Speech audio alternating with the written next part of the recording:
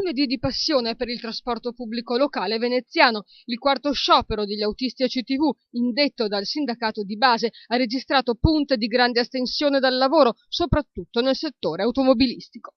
Il sindacato non intende accettare i tagli imposti dalla Regione Veneto e promette una lunga battaglia. Ci saranno ancora disagi, dunque, anche il 23 aprile, giorno di una manifestazione regionale a Venezia organizzata da CGIL, CISL e UIL, sempre contro i tagli.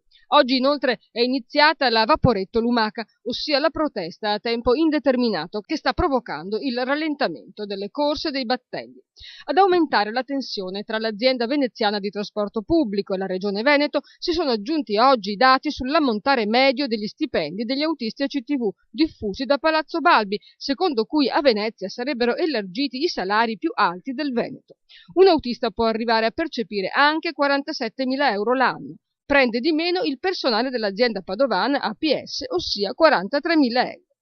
I dati sono della commissione tecnica istituita dalla Regione Veneto nel novembre scorso per scandagliare i costi standard delle aziende di trasporti pubblici del Veneto, ma sono stati contestati dall'USB, cioè dal sindacato di base, secondo cui un autista CTV, CUD alla mano, non percepisce più di 37.000 euro all'anno.